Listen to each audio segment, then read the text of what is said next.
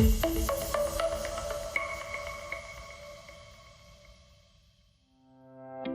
there, I'm Ralph Rubino with Heart to Heart Financial. I am here today with Alicia Anderson from the County of Huron with you know what, I'm going to let Ali introduce herself because she does such a great job of helping businesses in the area. I wouldn't want to take anything away from that. So let's go to Alicia and she can tell you why we're here and why she is helping me in particular. I am here through the County Economic Development Department. I'm a Digital Main Street Squad member. So essentially, anything that you are looking for support in when it comes to your business's digital needs, no business is too big or small. You can shoot one of us a message. We cover the entire county. There's three of us. And Shar, Erica, and I would love to help you enhance your digital offerings. And I'm here with Ralph because he needed some ideas and ways that he could enhance those digital offerings with his business. So here we are. So what we're going to do today is we are going to do episode 1. So there are going to be a couple more to come regarding financial wellness and showing what I do on a digital platform, because there hasn't been a lot of change to the way that a lot of people look at their finances, how they manage their money.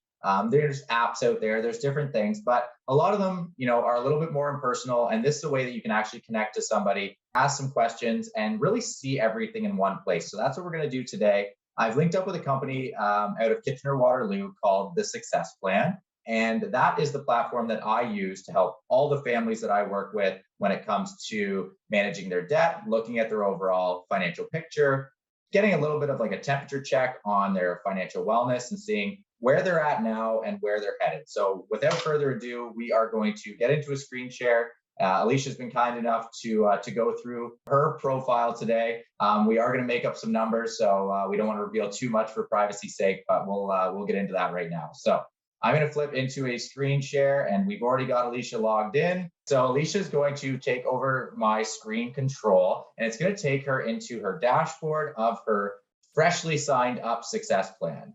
So it's going to tell her where the general info is, and she can just kind of click through. Okay, this is where you're going to go to build your plan. And that's what I'm here for as well. I'm going to help her with that. Some different reports. We're going to get into that a little bit later as to what these reports are. And these are where you get those temperature checks as to, are we on track and where are we headed?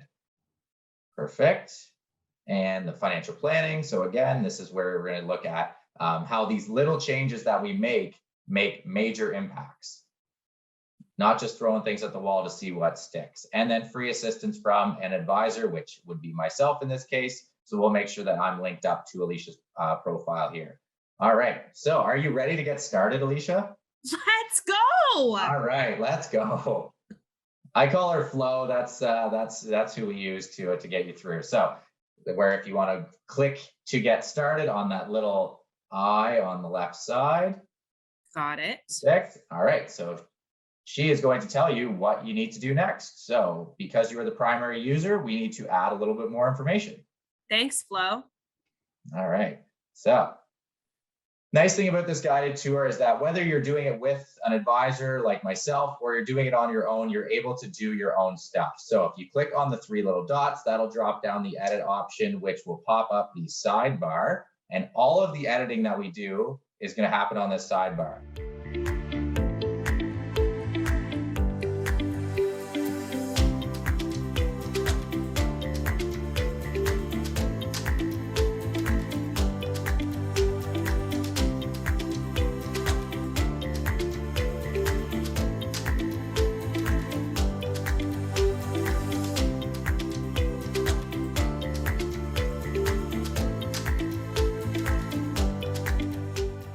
Awesome. So Alicia's putting her information in here. All she needs to do is her date of birth, gender, her occupation, and her marital status. So common law, and she's going to click submit. Perfect.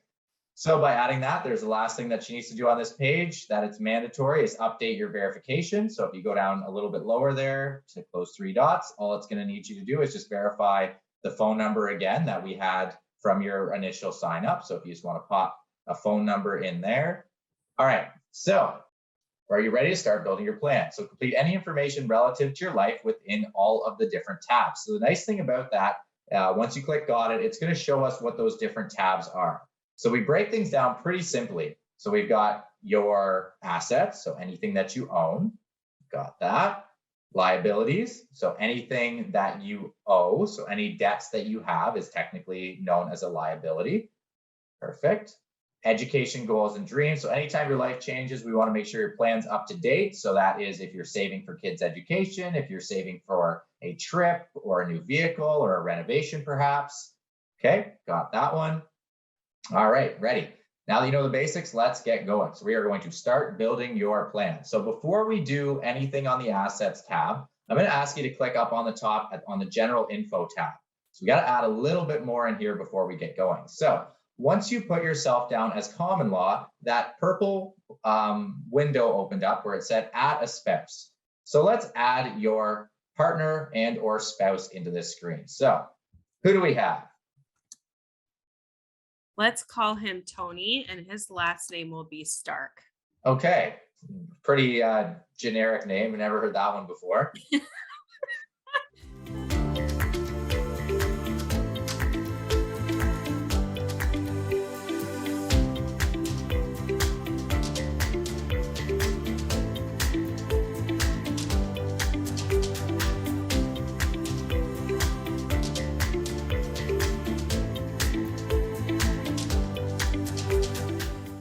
And then do yourself and Tony, do you have any children? Yeah, of course we do. Okay, so if you want to click add child.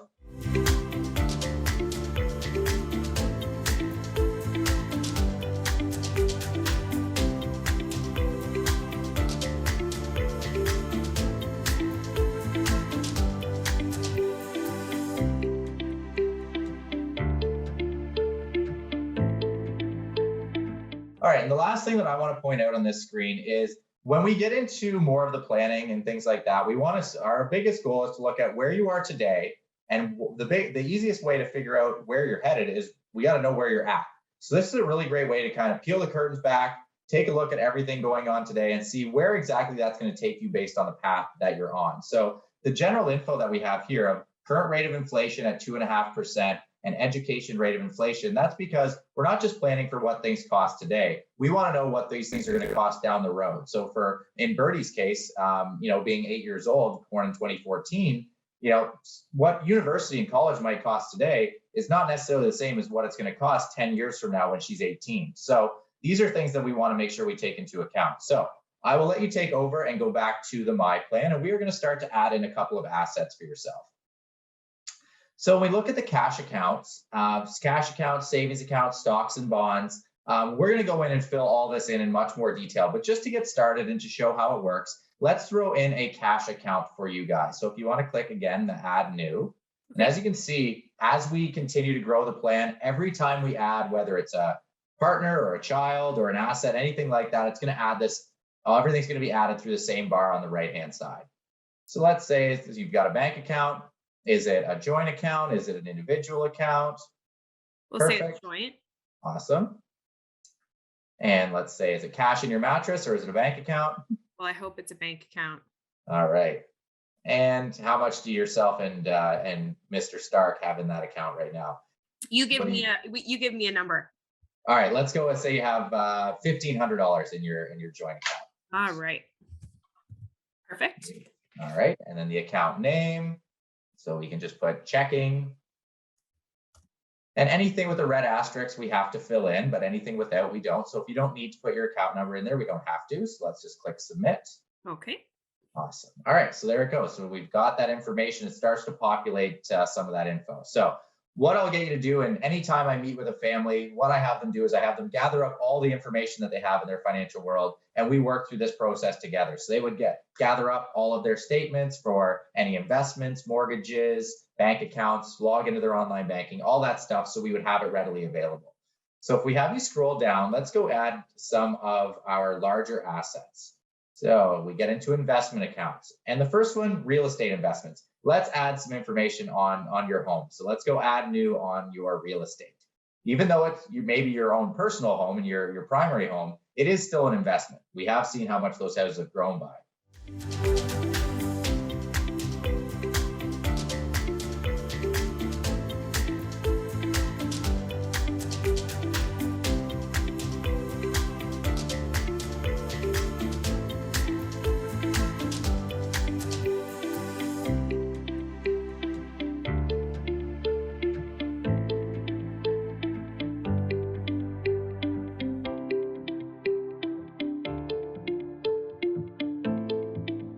Okay, so let's pop in your mortgage in there. 500,000, great.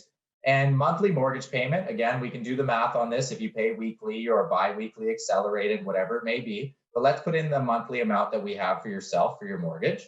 Okay. Awesome.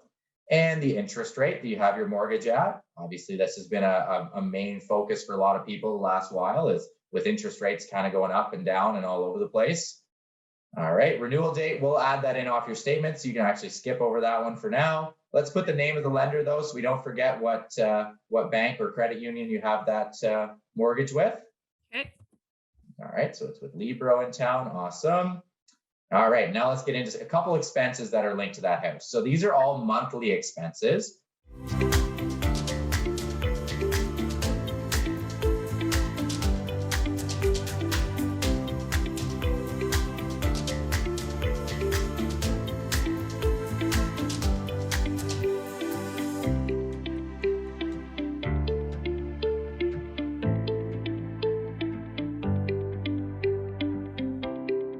So, okay, what is an annual appreciation rate? Okay. So this is another reason that I really like this, is it invokes these types of questions. Okay, what should I put in there? What does it actually mean, right? Right. So an annual appreciation rate is what your house increases by in value year over year. So the last few years, as I already mentioned, everyone's been watching the market, and houses have obviously been going up by quite a large number year over year. Right. But I talked to a few different realtors in the area, and we figured out a lifetime average for a home in southwestern Ontario anyways, we're looking at around 5% on average. Okay. And the reason we want to know that is because a lot of people downsize or sell their homes into retirement. And if you're planning on doing that, we want to know an idea of what that house will be worth. So let's put 5% in there. Perfect. And then other fees, that would be if there's other fees associated with the home. So let's just pop a 0 in there for now. And if there's anything that comes up, we can add it in. Great. And then there is a spot for rental income. So if this home was a duplex or a split where you had a basement that you rented out or a room or something like that, we could pop some revenue in there, and we'll touch on that a little later as to why that could come into play. Or this could be an income property if you were adding multiple properties into your success plan. Awesome. Great. Submit. Okay. Yes, perfect. Awesome. So now if we click on that little arrow beside the 650, it's a little drop down there. Perfect. Now everything nice, clean, breathable, easy to read. It's not like a regular spreadsheet or something like that. It's a nice, clean way where you can quickly see where your balance is, what your payment is. And then if you go and hover over that little I, Alicia, beside real estate investment.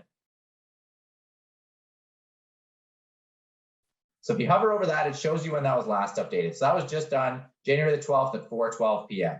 So the nice thing is if you go back into your success plan a month or two later, that'll say, oh yeah, I haven't updated our mortgage. Let's check the balance and make sure our current mortgage amount is up to date, or if you've made a payment change or something like that. Okay, so we're going to breeze through a few more of these for the sake of time. We're going to add in a quick registered investment for Alicia. So if you scroll down, registered investment, great, add new. And let's put in an individual RSP that you mentioned to me. Okay. So individual. So the difference between individual and group, while Alicia fills in some of her information here, is an individual policy is something that you own, whether you have that through the bank or through a credit union or through a private advisor of some sort. This is a way to track in an individual RSP. You could also do it as a group RSP, which would be something that you have potentially through your employer, where you contribute a certain amount and they contribute a certain amount. Okay. So we've got it as a $30,000 RSP. And then the next one's rate of return. So what is a rate of return? So what it is the easiest way to describe it is the percentage your investment grows by every single year. So what type of increase or what type of return are you seeing on your money? So if that isn't making you at least 2%, at least 3%, your money's actually losing value because, as we know, everything gets more expensive by inflation every single year. So rate of return, we'll confirm that on your statement, Alicia, but let's just put in 5% in there for now. Perfect. Hopefully it's 10 or 15%. You're making all kinds of money. All right. And how much do you contribute to that RSP every single month? Great. 100. And the company that it's held with? let's say Main Street. Awesome. Okay. And then there is a spot to add beneficiaries. We're not going to worry about that today. I'll add that in because I have your statement here as I would. So you could just go in, click add new, and away you go. So if you just click back and then click submit. Good. Next one down, let's add in a vehicle. Okay. So there's lots of different areas where we can add this. It can be as detailed as you want it to be. We're just kind of scratching the surface, and we're getting Alicia kind of familiar with it. But as you can see, I'm not doing anything. My hands are free. Alicia's the one controlling it. This is her first time seeing the success plan other than when I showed her it. This is her first time actually keying things in. And I don't know, I'll let you speak to that, Alicia. Are you finding it pretty user-friendly? Super user-friendly. Good.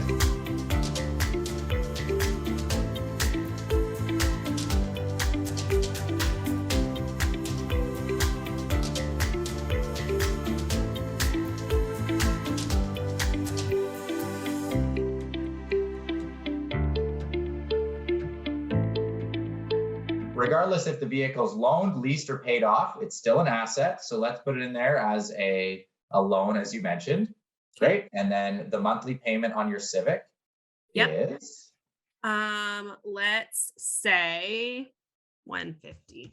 Okay. It's pretty common for a vehicle of that size. And then the balance, so this is the balance owing on the loan. Great, 6,000. And then the interest rate when you got your vehicle loan was? Let's say 4.9. Great. And then if you scroll down, you can click submit on that one. Great. So we've made our way through the asset screen. Again, we're going to fill this in with more detail with all the information that Alicia's given me, but at the same time, we want to keep rolling. So let's go next to your liabilities. All right. Awesome. Okay. So as you can see, it's already brought over the information that we talked about regarding your mortgage. So it already shows your mortgage there, and it already shows your car loan from Honda.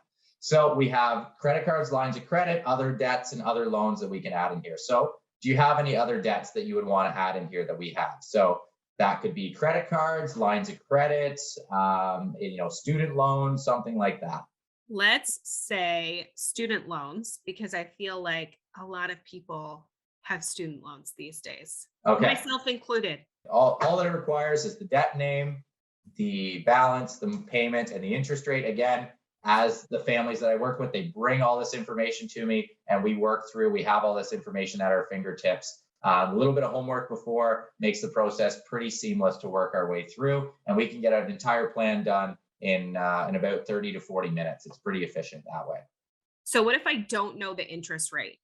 Okay, so if you don't know an interest rate, we'll pop a 0 in there. That then gives me the indicator that, okay, we need to find that out. Perfect. Awesome. Okay, and let's pop in. You said you also had a credit card. Sure. Shopping habit. All right, so that is that. And then is that a Visa? Is that a MasterCard? What type of credit card is that? Let's say it's a Visa. Awesome. And that's the thing. It doesn't have to be overly rigid. You can have some fun with it. We got to kind of liven up the financial planning world a little bit. So, okay, and the balance, and then the monthly payment amount. So it's not the minimum payment. It's what you try and put on that card every single month. So let's say 200. Okay, and we know that interest rates are notoriously high on credit cards. Let's say 19%. All right, and you have an $800 balance, and how much is your limit on that card? We'll say 5,000. So we are, and again, if there's other debts that we find out later, or if you add a debt on, you can always update your plan. That's the benefit of something like this, is it grows with you as you go. It's not a one-time set it and forget it kind of thing. It is something that evolves with you. So let's click on the next tab, Education Goals and Dreams. This is where we would add, if you, as we mentioned before, we talked about, Birdie in this case, she's 8 years old, but you want to plan for what university or college or whatever trade or apprenticeship she may go into down the road is going to cost. So let's go into the education and let's click add new on that top green bubble. So it already knows that this is for Birdie, as there's just the one child listed. So if you are planning for a university or college program, generally those are 3-4 years, something like that. So 4-year program, great. And do you have any idea what the annual cost is on average for college university right now, Alicia? I am guessing it would probably be with expenses like you shelter, food, around 20,000 a year. Yep, that is a really good estimate. So let's put 20,000 in there. And again, that's what it costs today, not necessarily what it'll cost when Birdie's ready to go. And then the percentage to pay, that is, in a perfect world, ideally, if you'd want to make sure that everything was covered and paid for, you could put 100% in there. But, I did see yourself had an OSAP loan. So obviously you took on some of your own student debt, which I believe is a good thing. It helps teach our kids about knowing about the value of money and not just spending it to go out to the bar and out to dinner every night, because it runs out. The tap kind of shuts off at some point, and then we have to pay it back. And a lot of people are paying that back well into the latter parts of their, starting their careers, so on and so forth. There's a lot of families I sit with that are buying their first house or refinancing a mortgage into their late 30s, early 40s, and there's still student debt out there. So what would you ideally like to pay for Birdie? Would you want to pay a third for you, a third for Tony, a third for Birdie? Would you want to make sure that you guys are paying for half of it for her? Let's say 50%. Cool. Awesome. Submit. And then do you have anything that you've currently saved up? Sure. Awesome.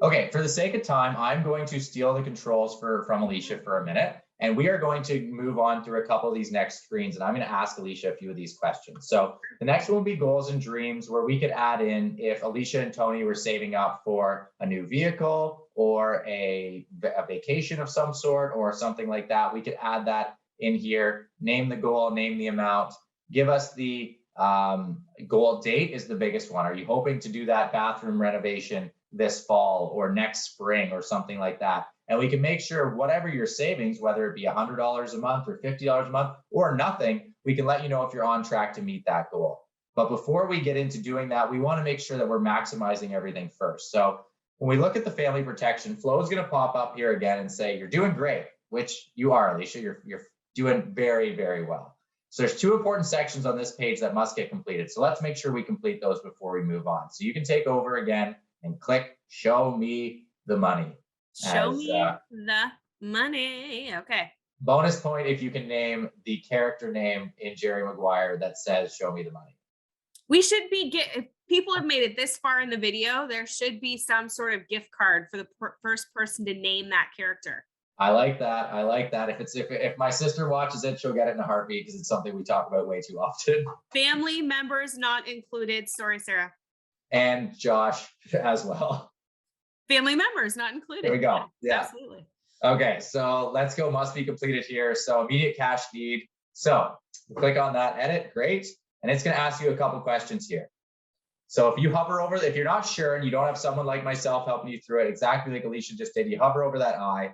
So if you were to pass away, put the amount it would cost for funeral and final expenses. Suggested between 15 and 20,000, as that's the average cost of a funeral in Canada at this point. So let's put in and if you want to do something crazy, if you're hoping to have Snoop Dogg play Drop It Like It's Hot at your funeral, or if you wanted to have Steven Tyler come in with a bunch of doves and, and lower you down, it's going to be a little bit more expensive, but on average around 20 grand.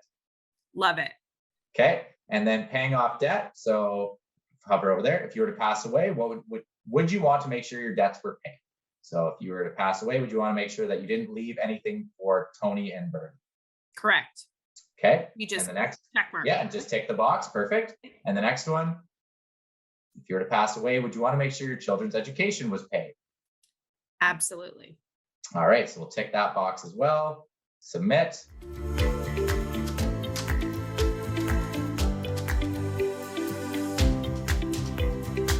All right, so this is asking about annual survivor income. So what is survivor income?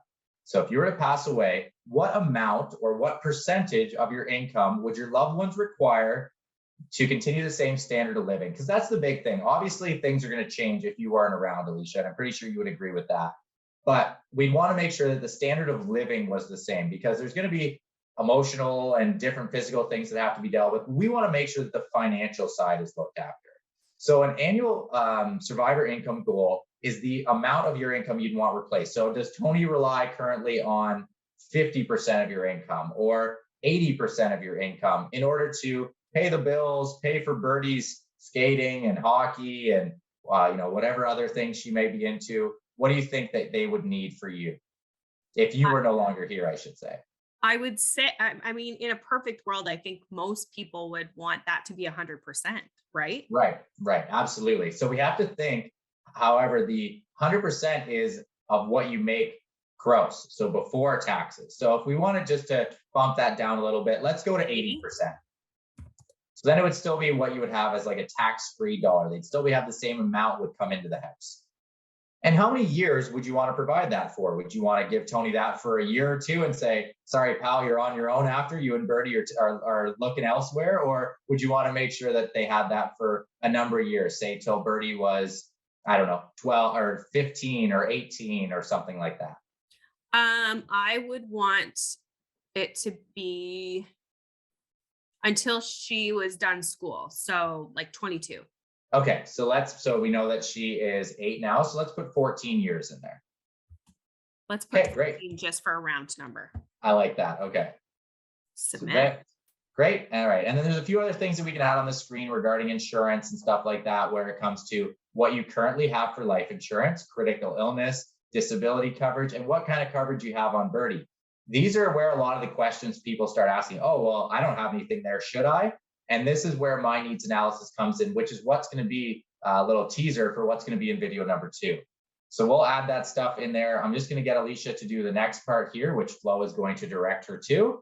So there's an important section on this page that must be completed. Show me. All right, good. So we need to know a couple of things about some retirement questions. We're going to fill in your pension info from your statements that you brought over, make sure everything's all up to date in there, what you have saved up, what your work's contributing, so on and so forth. But we need to know what age in a perfect world you would like to retire. And unfortunately, Alicia, you can't say tomorrow, and Digital Main Street would be lost without you. So what's a realistic number when you'd like to retire? I'm going to say 60. Okay, great. And the next question there is, what percentage of your current combined monthly income between yourself and Tony would you like at retirement? So obviously, ideally at retirement age, the mortgage is paid off, the kids are out of the house, so on and so forth. So what amount of what you're bringing in to the house now do you think you would need when you're retired? Would you need 50%? Would you still want 100% and just spend more on fun stuff? What do you think? I'm going to say 75%. Okay, great. And let's click submit. Perfect. Okay. So what we're going to do next is we are going to populate some income. So when we put in the employment income, this is where we can actually put in your gross income. We'll look at your pay stub. And this is an opportunity where I actually find a lot of things for people that like, oh, I didn't know I was paying into such and such a benefit through work, or I didn't know I was, this much was getting deducted, or I wasn't doing that. So it's a really good opportunity to identify things. So let's just put in yours for now, and we will add Tony's at a later date once we do that for video 2. Got it. All right, so let's just show how easy it is to add that in. So we've got Alicia. So all Alicia needs to put in is the company that she works for.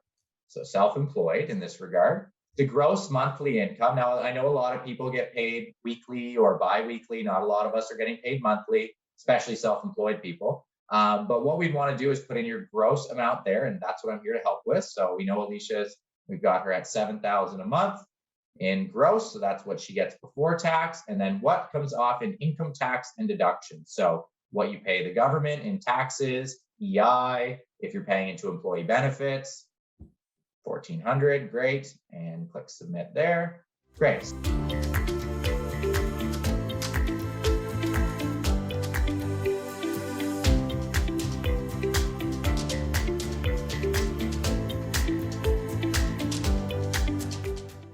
Now that you've done this, all you have left to do is your fixed expenses. Let me explain a couple quick points before you go. So let's do that.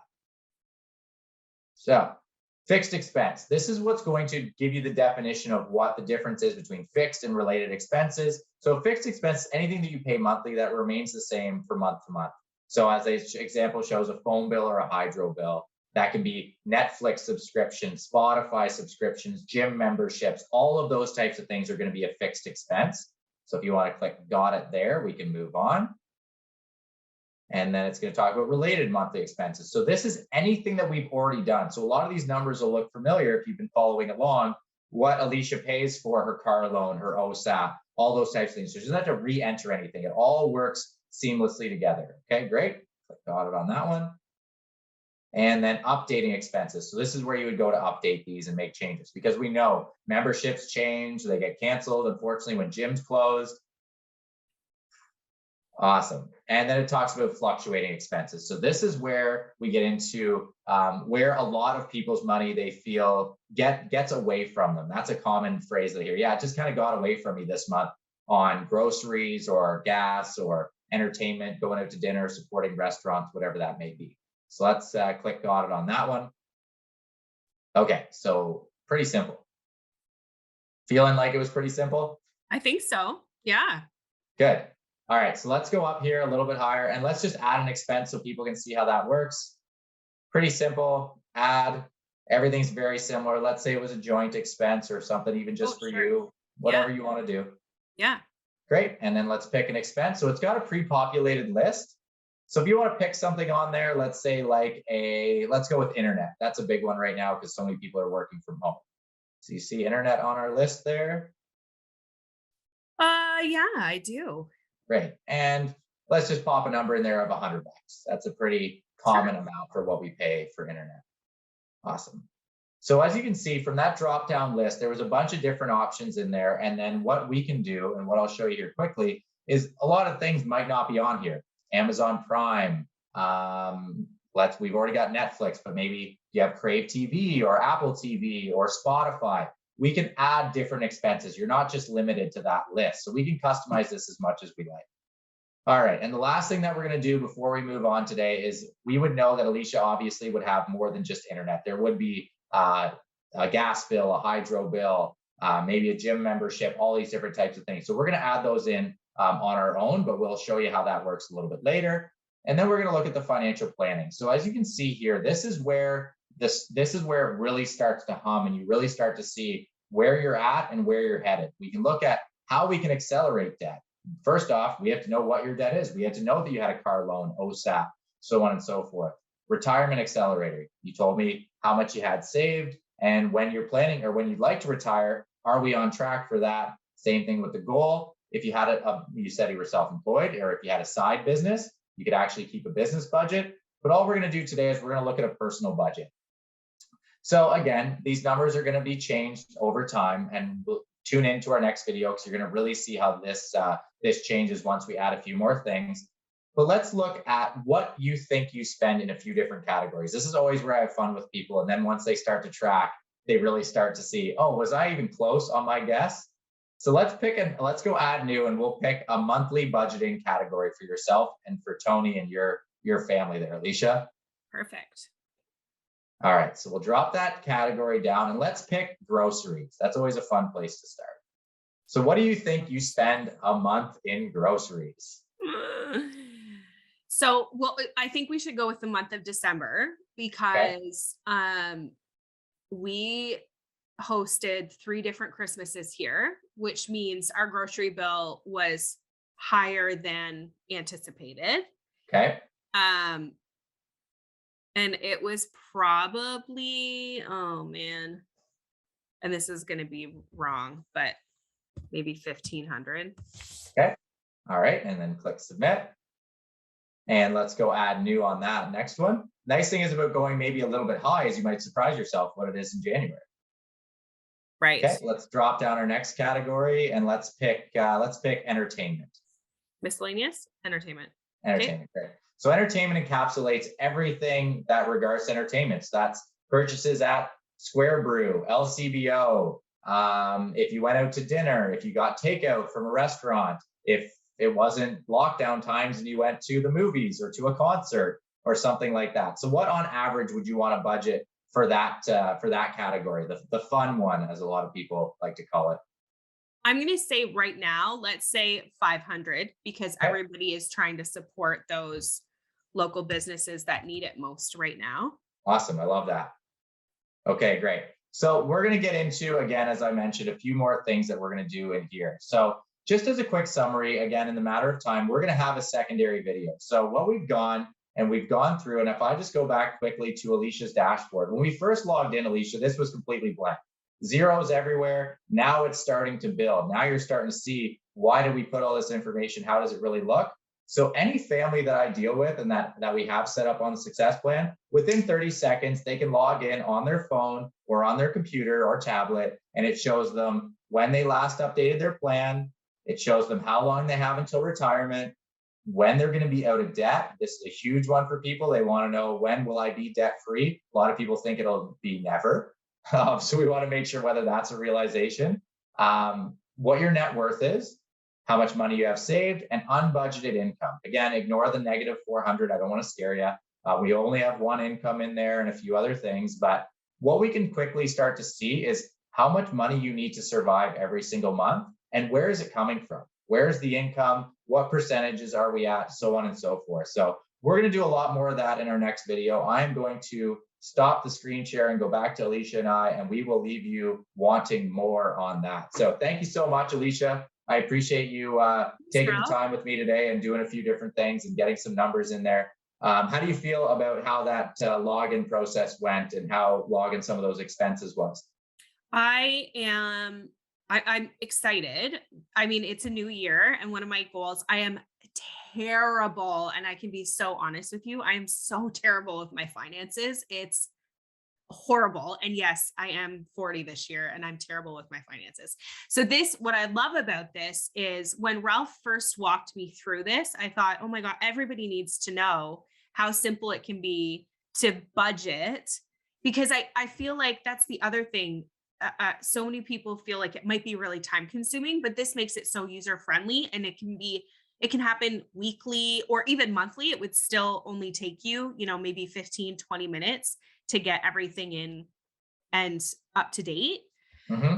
Yeah. I mean, I'm excited about it. That's completely unsolicited. I might just clip that little part because that's exactly it. I went in last night. I'm just as guilty as anybody. I didn't log anything in December. I went in, I logged all of my business expenses, all of my personal expenses for the entire month of December, my heaviest month of the year. And it took me no more than 10 minutes. I just pulled up my online banking on one screen. I had the success plan open on the other, and I just popped in some of those expenses. And we'll go over that more in our next video. But that's the biggest takeaway that I was hoping for today, was that you found it pretty user-friendly, nice to work through. And the nicest thing is this is what happens. People do get a little excited about it. They're like, oh, I can kind of see where things are going here. So I'm glad to hear that you had that a pretty similar experience to what I see. Absolutely. Awesome. Okay. I'm really excited. Like, I'm excited to see my full debt, I guess. And yeah, I'm excited. Me and Tony and Birdie. Tony and Birdie, you're going to be. Let's just say you've maybe been on the tarmac for a while, and now you guys are going to take off. Love it. And okay, let's tell people not to forget, there is a little nugget in the middle of the video, if you didn't watch the whole thing, where you could win a prize. Absolutely. Plus, stay tuned. I wanted to get this out there. Ralph's Favorite Things 2022 is coming in the next couple of weeks. So I'm curating all of the prizes for that. And our next video in the financial wellness series, where we actually go over Alicia's success plan, show her how things work, show her how she can get out of debt sooner, get rid of that student loan, all of those different things, show her where she's at and where she's going. That'll all be in video too, which you guys will see in a week. Awesome. Awesome. Thanks so much, Alicia. Thanks, Ralph.